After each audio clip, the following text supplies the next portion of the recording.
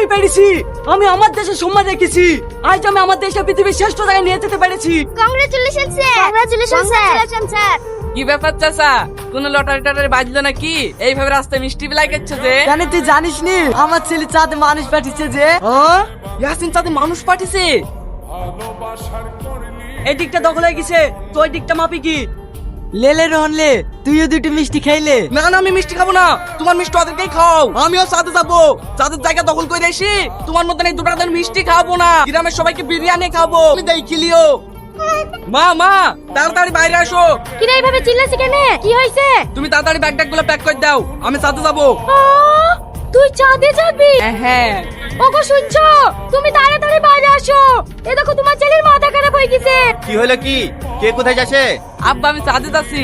এই তোর কি মাথাটা খারাপ হয়ে গেছে নাকি? চাঁদে কোনোদিন যাওয়া যায়? তুমি জানো ওই পাড়া দিয়াতে ছেলে আসিন জমি দখল করার লেগে চাঁদে মানুষ পাঠিয়েছে। এই অমানুষ ইয়াসিন বিজ্ঞানী পড়াশোনা করেছে, তাই ও চাঁদে মানুষ পাঠিয়েছে। তুই কি করে যাবি? আব্বা তুমি এই কথাটা কিভাবে বললি? আমি পড়াশোনা করিনি। তুমিও তো দেখিছো ইয়াসিনের আমি ক্লাস 3 অবধি পড়েছি, তাহলে ওর সাথে মানুষ পাঠাতে পারলে আমি পারবো না? ওগো তুমি ওকে চুপ করতে বলো। ওরা বলতে বল কথাবার্তা শুনি আমার কিন্তু বিশাল রাগ হয়ে যাচ্ছে। এই তুই আর বকিস নি তো, চাঁদে যেতে হবে না। এটা সকাল থেকে ছাগল দুটো কিছু খেতে পাইনি। যা মাঠ থেকে দুটো ঘাস লেসি দে। আচ্ছা মা, তোমরা কি মানুষ? তোমার ছেলে চাঁদে যাওয়ার চিন্তা ভাবনা করছে আর তুমি মাঠে ঘাস লাইতে যেতে বলছো? যে বাড়িতে আমার মতন বিজ্ঞানের কোনো কদর নাই সেই বাড়িতেই আমি আর থাকবো না।